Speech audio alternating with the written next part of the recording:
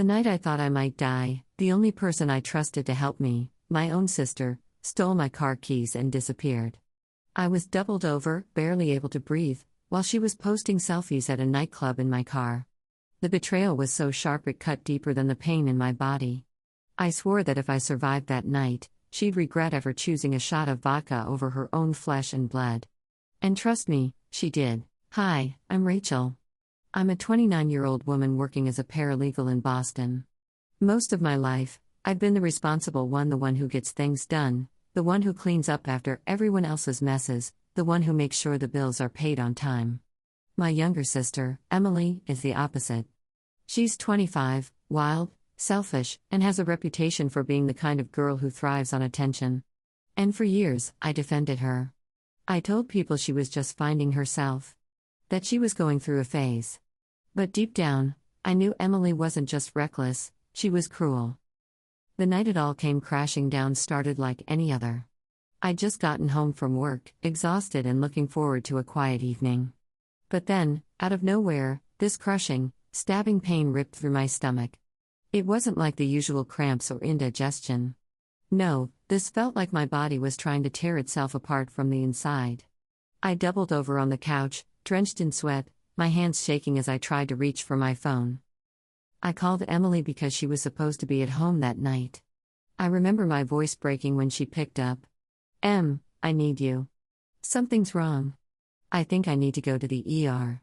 My voice was trembling, desperate. She sighed dramatically, like I'd just ruined her night. Rach, I was literally about to head out. "Can't you, call an Uber or something?" That sentence burned itself into my brain. I was on the floor, gasping, and my own sister was more worried about missing last call at the bar. My vision blurred as I begged her. "Please. Just take me. I don't have time to wait." There was silence, and then the sound of jingling keys. For a split second, I thought she was going to help me. I thought she was finally stepping up. But when I heard the front door slam and the purr of my car engine, reality hit me like a freight train. She wasn't taking me to the hospital. She was taking my car to the damn club. And I lay there on the floor, alone, clutching my stomach and wondering if I was about to die because my sister decided vodka shots and strobe lights were more important than me. I've always believed family is supposed to be your safety net. No matter how chaotic life gets, no matter how many mistakes you make, blood is supposed to mean someone will catch you when you fall. For years, I clung to that belief like it was gospel, even when reality kept proving me wrong. Emily wasn't just an unreliable sister, she was a parasite that fed off every ounce of stability I provided. And that night, when she left me writhing on the living room floor while she drove away in my car, the illusion shattered completely. The pain in my stomach felt like knives twisting with every breath.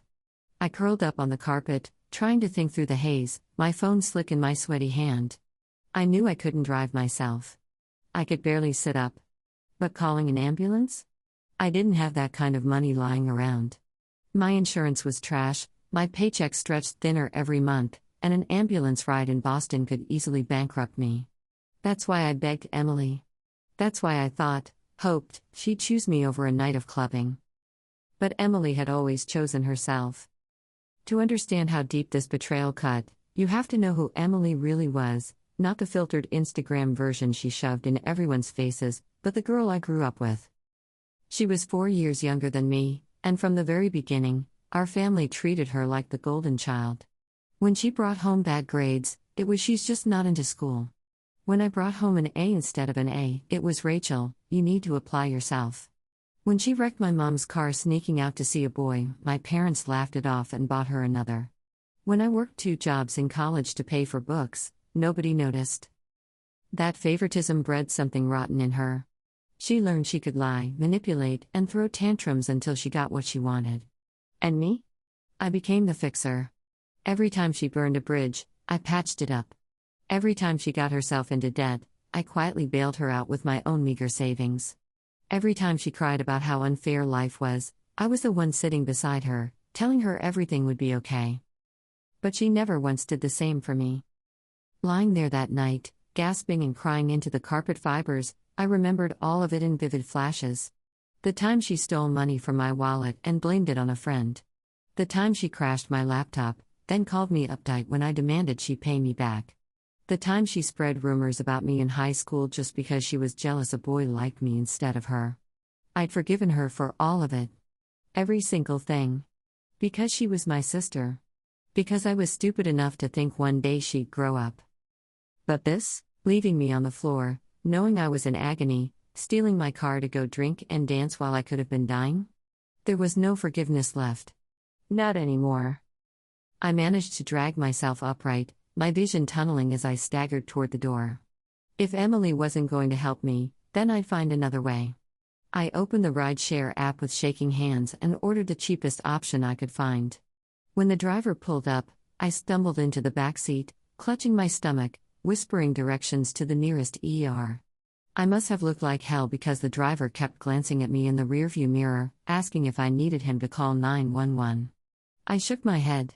My pride was still louder than my pain. At the ER, they rushed me in almost immediately. Appendicitis. My appendix was about to burst. If I'd waited much longer, I could have gone septic. I could have died. And while I lay in that sterile hospital bed, doped up on painkillers, the fourth dripping into my veins, Emily was blasting Instagram stories from a packed nightclub, wearing one of my dresses, posing with my car keys dangling between her fingers. She captioned one, "Hot girl night. Don't wait up." I stared at her stories until my vision blurred from rage. My body might have been tethered to machines, but my mind was burning with something hotter than fever: hatred. Pure, molten hatred. Because this wasn't just about her abandoning me. It was the years of abuse, the endless disrespect, the way she used me like a doormat and never once looked back.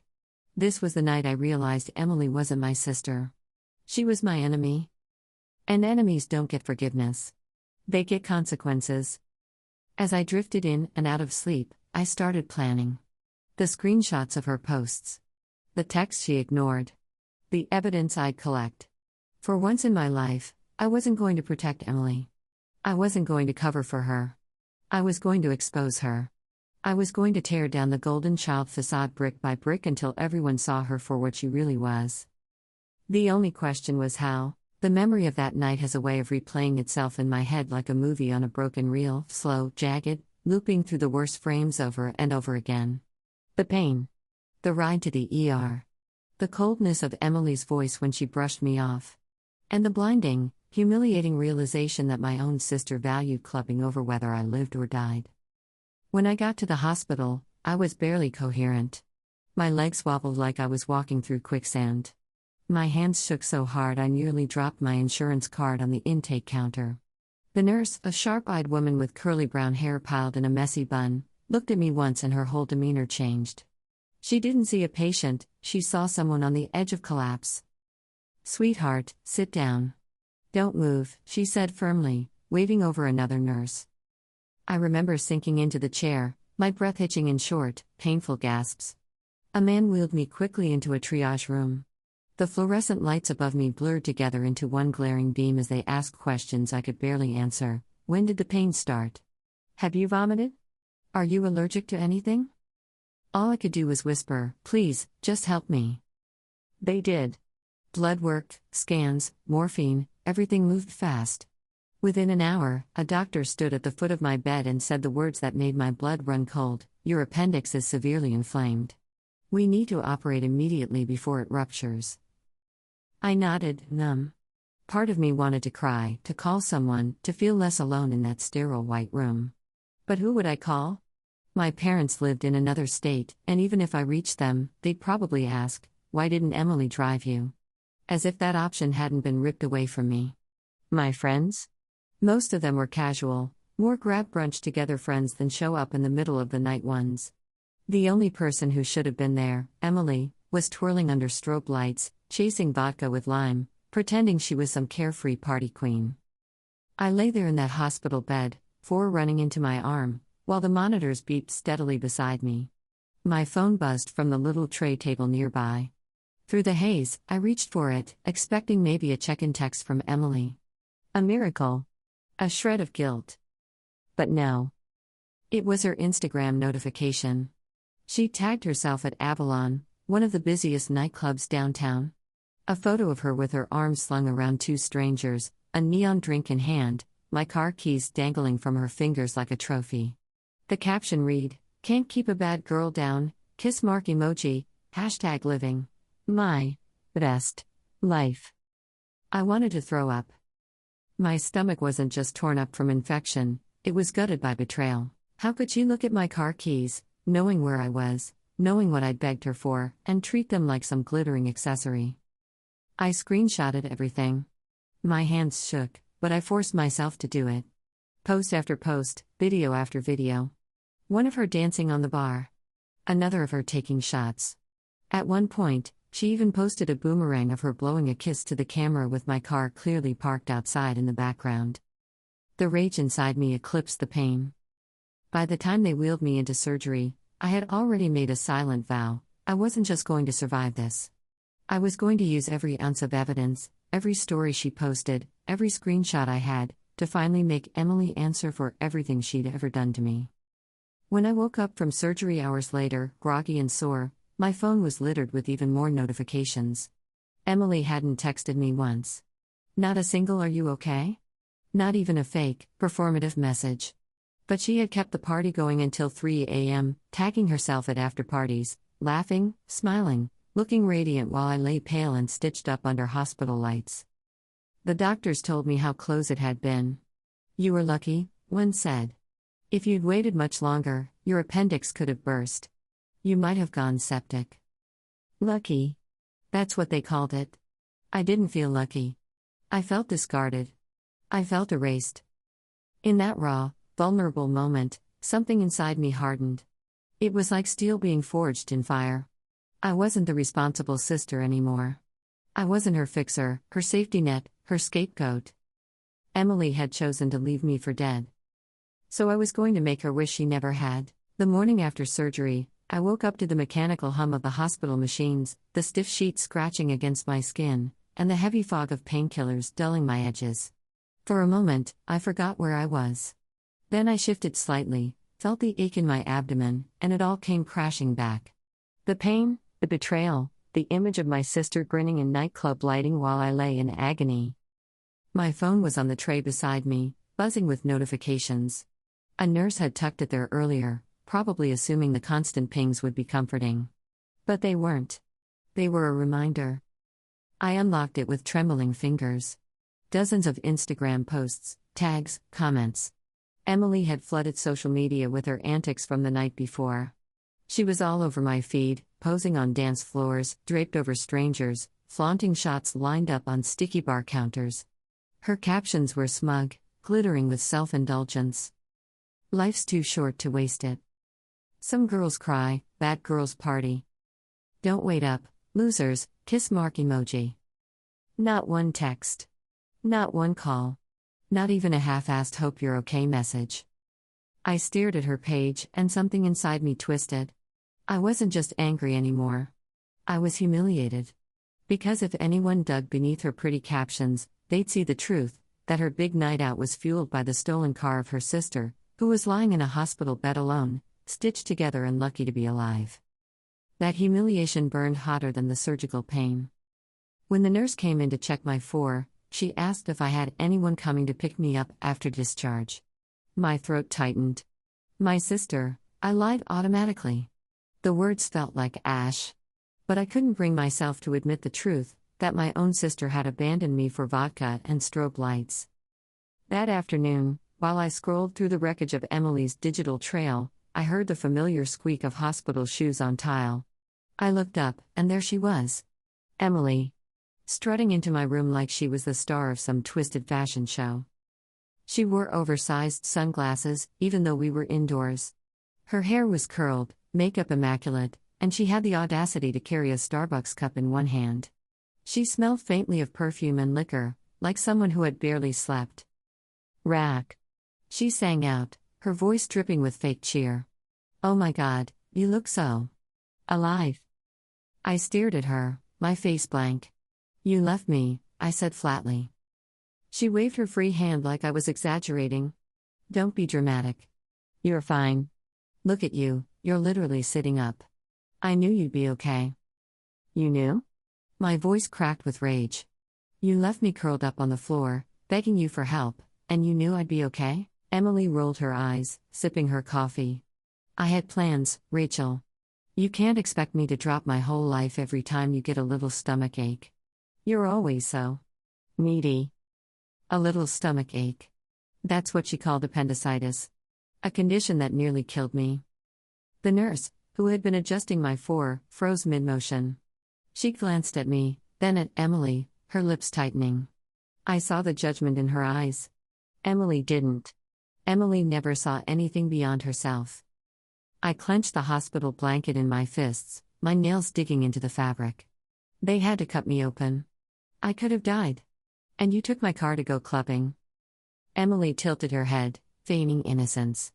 Well, someone had to use it. You weren't exactly going anywhere. She smiled smugly, as if she'd made a clever joke.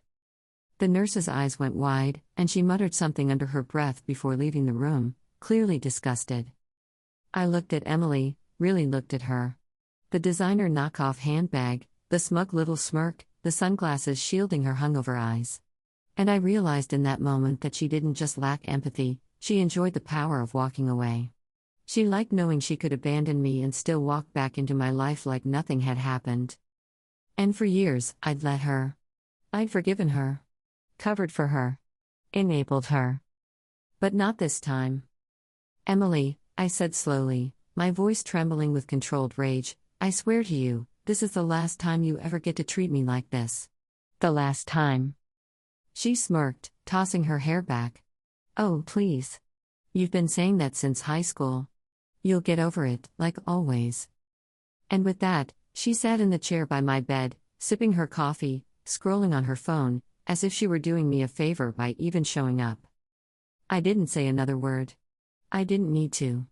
Because in my silence, I made a decision. Emily thought she'd gotten away with it. She thought this was just another one of her countless sins that would fade into the background. But I was done being her victim. I was done being the responsible sister who held everything together. I was going to break her carefully curated image piece by piece. The screenshots. The posts. The blatant neglect. For once in her life, Emily was going to face real consequences. And I would be the one to deliver them. The ride to the ER plays in my memory like a fever dream, quiet, suffocating, filled with the kind of silence that screams louder than words. The driver, a middle-aged man with tired eyes and a Red Sox cap pulled low, glanced at me every few seconds through the rearview mirror. I could see the worry written on his face, even though he didn't say much. "You okay back there?" he asked once, his voice hesitant. I wanted to answer, but my throat was dry, my stomach twisted, and all that came out was a weak whisper, "Hospital. Please." He nodded, pressed harder on the gas, and didn't say another word. That silence stretched on for the rest of the ride. Just me, clutching my abdomen, rocking slightly in the back seat as the city lights blurred past. Every bump in the road felt like a knife in my gut. My vision swam, my body slick with sweat, and I couldn't stop thinking, I might die tonight. And my sister doesn't care. When we pulled up to the ER, I handed him cash with trembling hands. He tried to refuse it. "You need this more than I do," he said gently. I pushed it into his palm anyway. Pride, or maybe just desperation, wouldn't let me take charity. The sliding glass doors of the ER opened, spilling cold, sterile air over me as I staggered inside.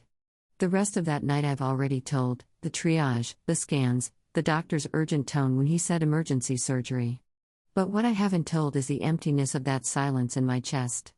Because while the doctors and nurses did everything they could to keep me alive, the one person who should have been there to hold my hand, to tell me it would be okay, was too busy twirling under neon lights, screaming lyrics over a bass line, and soaking in attention from strangers.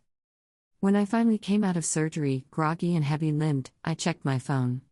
No calls. No messages. Nothing but the flood of Emily's posts lighting up my notifications like fireworks. A boomerang of her taking a shot with a caption, "Forgetting all my problems tonight." A mirror selfie in the club bathroom, wearing one of my dresses, "When you look this good, nothing else matters," dancer emoji, sparkles emoji. A grainy video of her and two guys I didn't recognize, her voice screeching over the music, We're unstoppable. The irony was almost unbearable.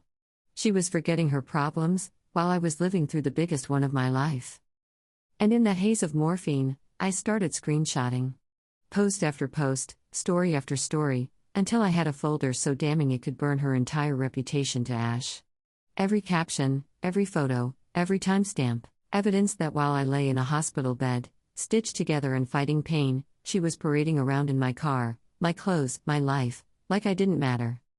By the time Emily finally showed her face the next day, sunglasses on, Starbucks in hand, she strutted into the room like she was doing me a favor. She dropped into the chair by my bed, scrolled on her phone, and muttered, "So, when do you get out? 'Cause I kinda need the car again tonight." That sentence was the crack that split everything wide open. I didn't answer her. I didn't need to. Because in my silence, I was planning. The screenshots weren't just receipts, they were weapons. Proof of neglect.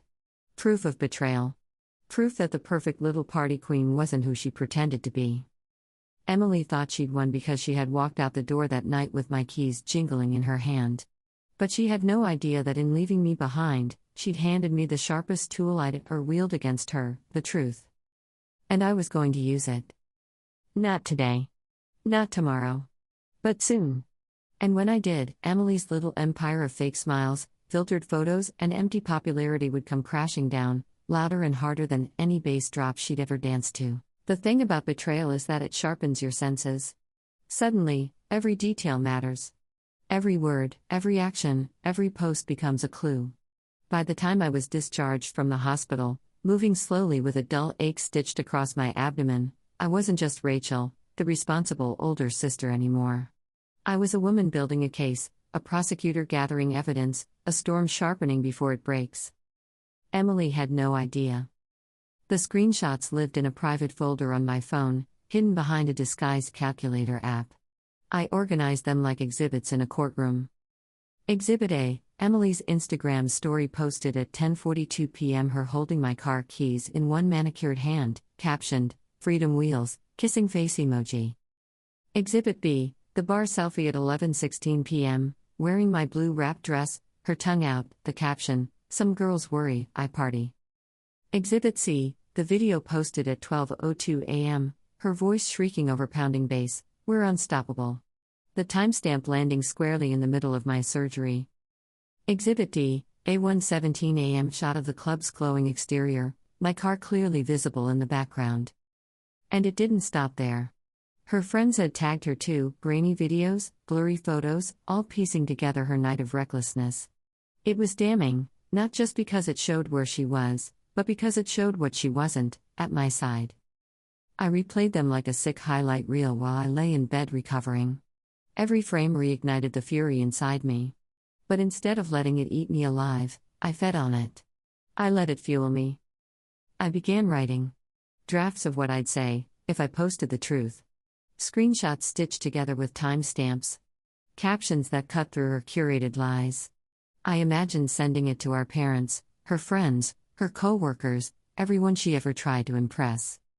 But revenge, I knew, couldn't be sloppy. Not with Emily.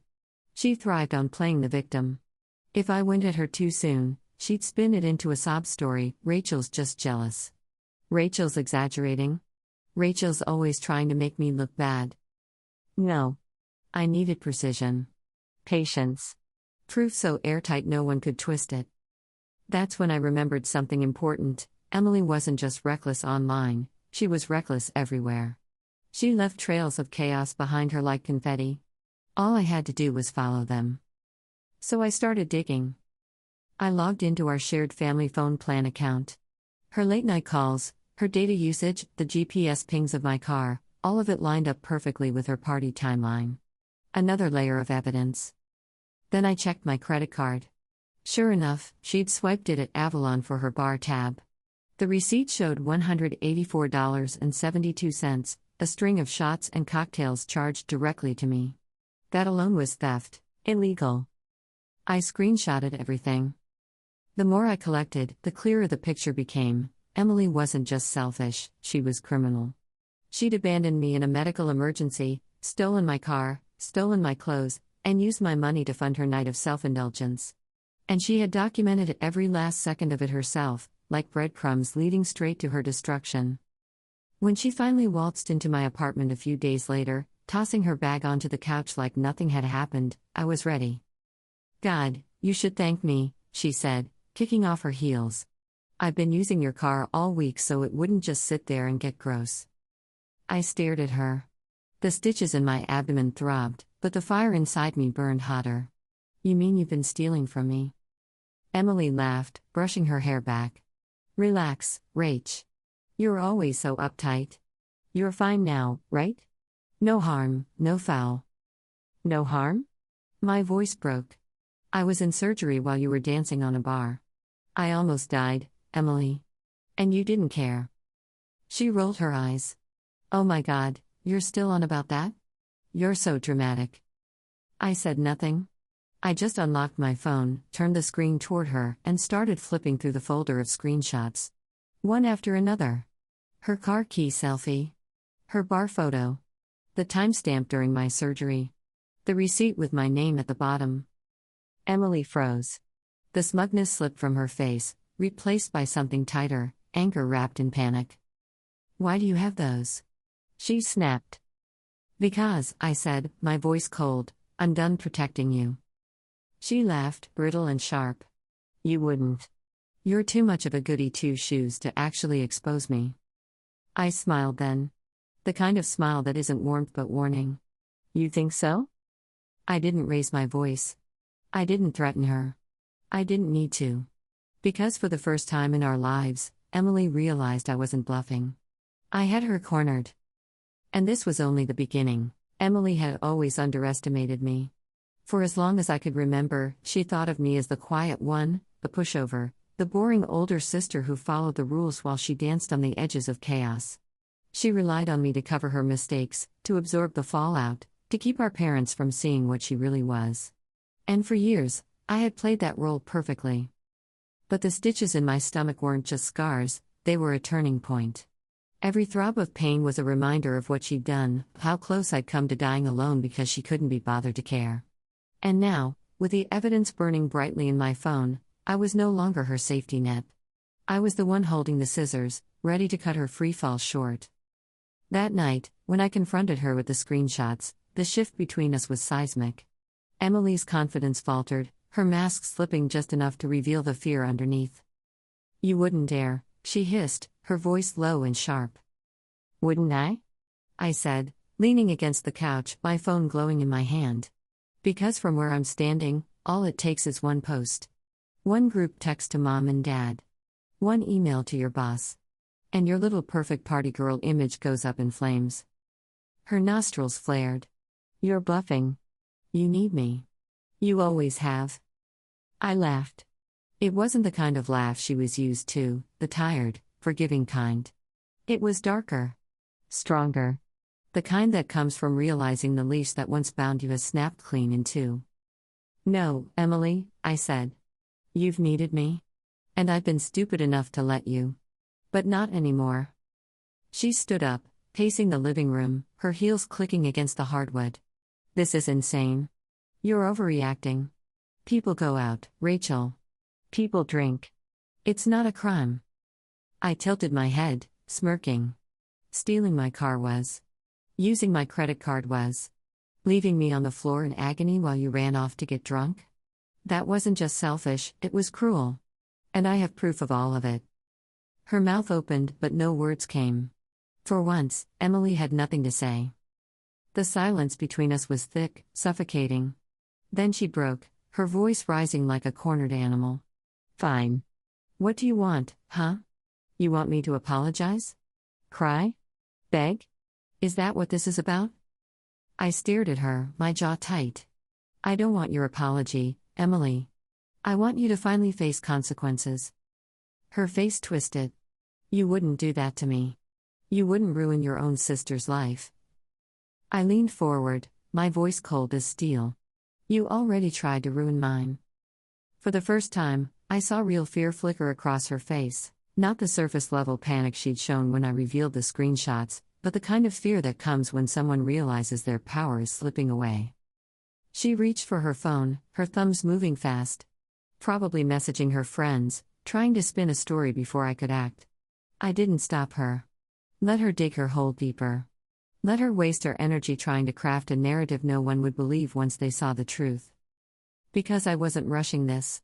I wasn't going to post everything in a blind rage. That would be too easy for her to dismiss. No, I was going to be methodical. Strategic. I was going to strip her reputation layer by layer, until the people who adored her saw the rot underneath. I spent the next week in silence, biding my time, while Emily grew restless. She tried to act normal, borrowing my things, coming and going like always, but I saw the cracks forming. The nervous glances when I picked up my phone. The forced laughter when friends asked her about her weekend. She knew her fate dangled in my hands, and the power shift between us was intoxicating. One night, she finally snapped. She barged into my room, her voice sharp and desperate. "Rachel, please. You can't do this. If you post those screenshots, I'll lose everything." I looked up from my laptop, calm as ever. "Good." Her mouth fell open. She wasn't used to my cruelty, because I'd never let myself be cruel. But now, I savored it.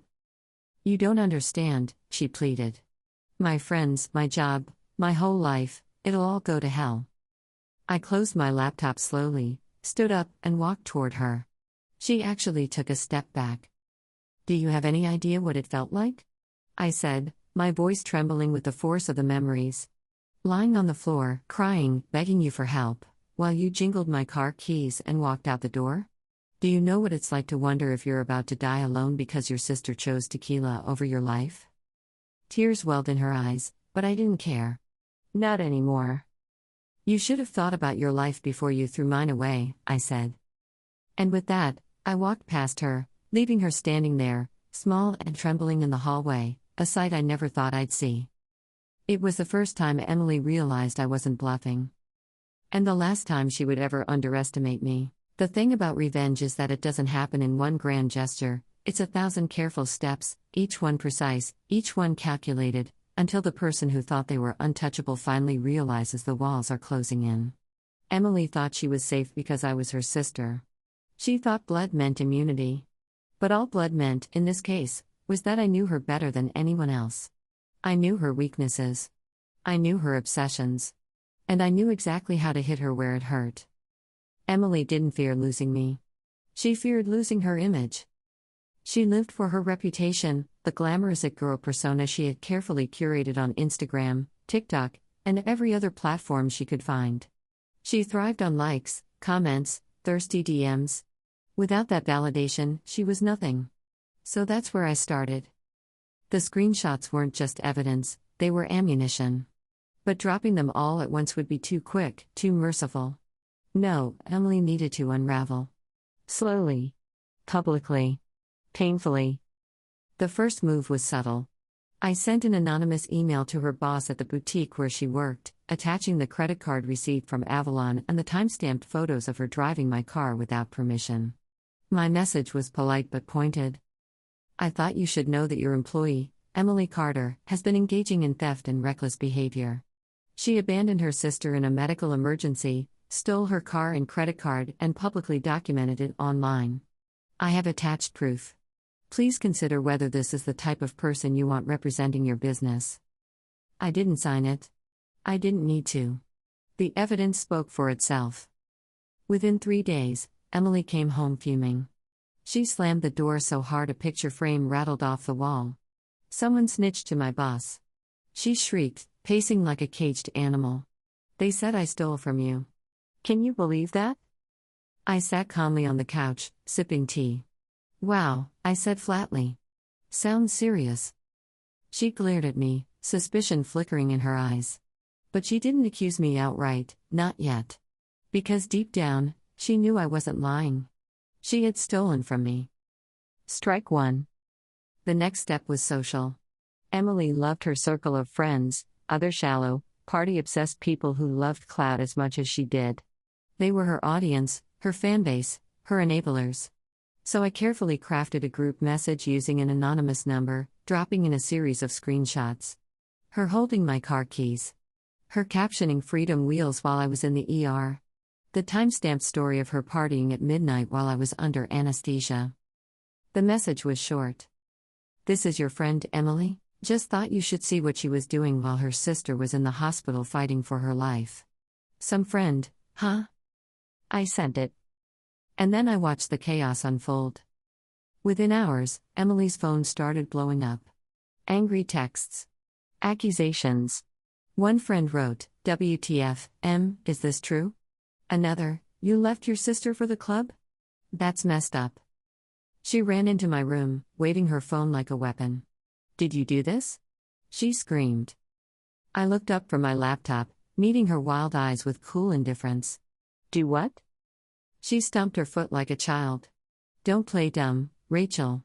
Someone's spreading lies about me. Lies? I raised an eyebrow. Funny, those looked like screenshots of your own posts. Her face turned red. You're ruining my life. I stood slowly, feeling the tension coil between us like a live wire. No, Emily.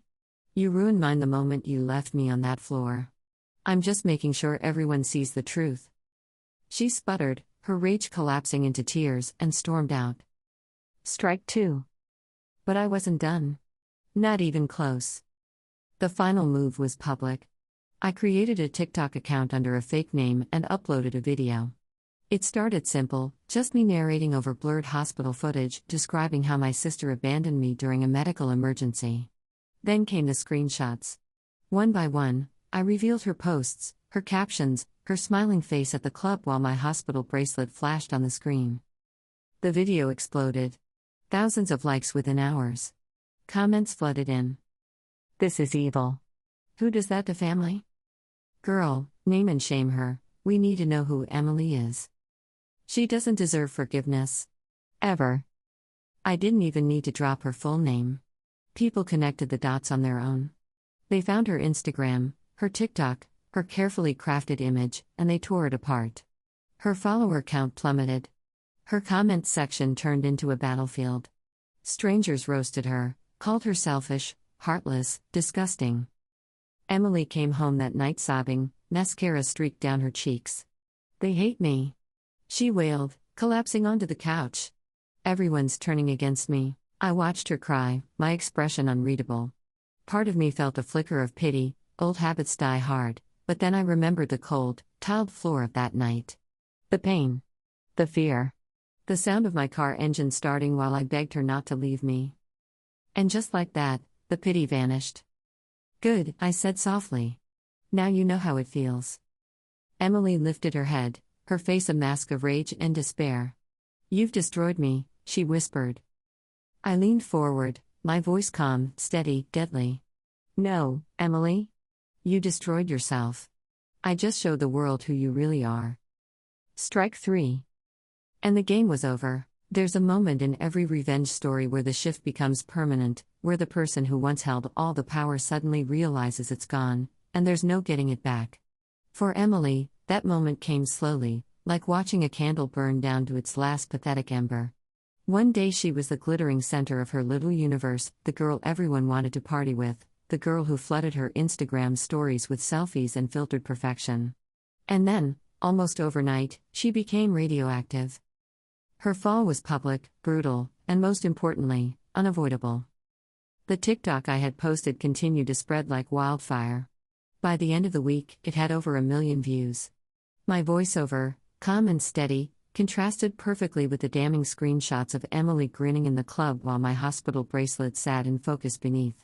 Comment after comment poured in, condemning her. Imagine abandoning your sister for a bar tab. This girl's a monster. Family like that? I'd rather be an orphan. Not even Satan would leave his sister on the floor like that. Her name, her face, her reputation, obliterated. Emily tried to fight back at first. She posted teary videos insisting it was all a misunderstanding, that people didn't know the full story. She painted herself as the victim of a jealous sibling trying to ruin her life. But it didn't work. People didn't just reject her excuses, they mocked them. They screen recorded her rants and stitched them with my video, adding their own scathing commentary. She became a meme, the punchline of a viral joke she couldn't control. Her friends, the ones who used to swarm her with likes and compliments, went silent. Some unfollowed her. Others left comments under her posts. Not cool, Emily. You left your sister to die? What the hell? She tried messaging them directly, begging them to believe her, but screenshots of those desperate DMs leaked too. One by one, the people she leaned on most began to disappear. At work, things weren't better. Her boss at the boutique called her into the office and confronted her with the anonymous email. Emily tried to play dumb, claiming the receipts were fake, but when her boss pulled up her own public Instagram posts, she had nothing left to say. Within a week, she was fired. I knew because she stormed into the apartment, threw her bag against the wall, and screamed so loud the neighbors banged on the ceiling. "This is your fault." She shrieked at me, eyes red, mascara running down her cheeks. "You ruined me?" I sat calmly on the couch, folding laundry, and looked up at her with a kind of serenity I hadn't felt in years. "No, Emily. You ruined yourself." I just let people see it. The silence after that was deafening. She stood there, shaking, like a child who had lost her last toy, and for the first time, she had no comeback. No smug retort. Just tears. Our parents eventually found out too. The story had gone so viral that even my mom, who barely touched Facebook, called me in a panic. "Rachel, what is going on with your sister?" she asked, her voice trembling. I told her everything. No sugarcoating this time. The night she abandoned me. The surgery. The stolen car, the stolen credit card, the posts. I laid it out like evidence in a courtroom, and when I was finished, there was silence on the line. Finally, my mother whispered, "I don't even recognize her anymore." And that was the final nail. Emily couldn't even count on our parents to shield her this time. They were furious, ashamed, disappointed beyond repair. For once, I wasn't the one being told to be the bigger person. For once, Emily was the one who had to sit in the ruin she created. The girl who once strutted into clubs like she owned the night now couldn't show her face in public without hearing whispers. Her phone, once buzzing with invitations and admirers, sat dark on the counter. The boutique, her friends, our parents, gone. The validation she lived for? Ripped out of her hands. And me? I watched it all unfold with a kind of cold satisfaction that felt like justice itself. Every tear she shed, every bridge that burned, every desperate plea that fell on deaf ears, it was karmic repayment for every time she had humiliated me, used me, abandoned me. The queen bee had fallen. And the world got to watch. Justice doesn't always arrive in handcuffs or courtroom verdicts. Sometimes it comes in silence, the quiet absence of chaos when the person who once poisoned your life finally loses their grip on you. That's what it felt like in the weeks after Emily's fall. For the first time in years, my apartment wasn't a battlefield. No slammed doors. No drunken nights ending in screaming matches. No stolen clothes or credit card charges. Just peace. Emily's world had crumbled completely. The boutique job? Gone. Her boss told her she'd embarrassed the company beyond repair. Her social life? Non-existent. The same friends who once trailed behind her like starstruck disciples now ignored her calls, left her unread, or worse, joined in the online ridicule. Even our parents, who had coddled her for so long, stopped defending her. My mother's voice on the phone still echoed in my mind. I don't even recognize her anymore. The Emily I had grown up with, the girl who once believed she could charm her way out of anything, was finally cornered. She spent most of her days sulking in her room, blinds drawn, scrolling endlessly through the same social media platforms that had turned against her. Every once in a while, I'd hear her crying, or the muffled sound of her recording another failed apology video that inevitably got flooded with hate comments. At first, part of me wondered if I had gone too far. It's human nature, I guess, to second guess, to wonder if revenge makes you as cruel as the person who wronged you. But every time that guilt began to creep in, I forced myself to remember the night of the ER. The cold sweat on my skin. The way my vision blurred as I begged her not to leave me. The slam of the front door. The sound of my car engine pulling away. She hadn't hesitated. She hadn't cared. She had left me to die on that floor. No. I hadn't gone too far. I had simply done what life had failed to do all those years. I made Emily face the consequences of her own choices. And in the strangest way, it freed me. For years, I had lived in her shadow, the responsible sister, the caretaker, the fixer. I had shaped my whole existence around keeping her afloat, even when she dragged me down with her. But now, without Emily's chaos consuming me, I began to see my own life clearly for the first time. I started focusing on myself. I went to therapy, not because I was broken, but because I needed to untangle the years of resentment and codependency she had tied around my neck.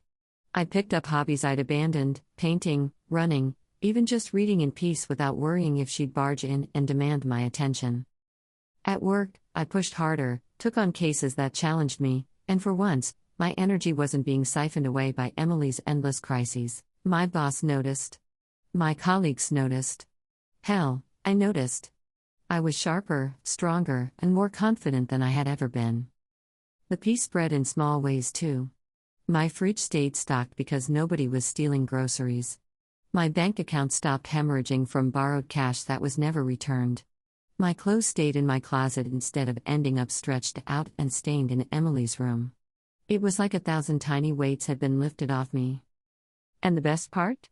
Watching Emily sit in the ruins of the empire she had built on lies. She tried, desperately, to claw her way back into relevance. She posted half-hearted apologies, fake tears, long captions about mental health and self-care. But no one bought it. The internet has a long memory, and screenshots don't lie. Every attempt she made to rebrand herself was drowned by people reminding her of what she had done. Eventually, she deleted her accounts altogether. The silence that followed was deafening. For the first time since she was 16, Emily wasn't online. She wasn't showing off, she wasn't performing, she was just gone. And I was still here. Alive. Healing. Moving forward. One evening, weeks later, she shuffled into the living room. Her eyes were puffy, her voice soft. "Rachel," she whispered, almost timid. "I'm sorry." I looked at her. Really looked at her. The once glittering queen bee was now small, fragile, broken. And for the first time, I didn't feel anger. I didn't feel pity either. I felt nothing. "You're not sorry for what you did," I said evenly. "You're sorry you got caught." She flinched. She wanted me to comfort her, to take her hand like I always had, to fix her life again. But I didn't. "Emily," I said, standing, "I survived without you. And I'm going to keep surviving without you. From now on, you are not my responsibility." And with that, I walked away. That was the last real conversation we ever had. In the months that followed, I rebuilt my life piece by piece. Therapy gave me strength. Work gave me purpose. Friends, real friends, the kind who show up when you need them, gave me joy. I even started dating again, something I'd avoided for years because I was always too busy playing the role of caretaker for my sister. Emily eventually moved out. Word was she ended up couch surfing with distant acquaintances, burning bridges everywhere she went. I didn't keep track. She was no longer my problem. And that's the ultimate lesson I carried with me: revenge isn't just about making someone else suffer. It's about reclaiming your power. It's about refusing to let someone else's cruelty define your life. Emily got her humiliation. She got her downfall. She got exactly what she deserved. But me? I got peace. And in the end, that was the sweetest revenge of all.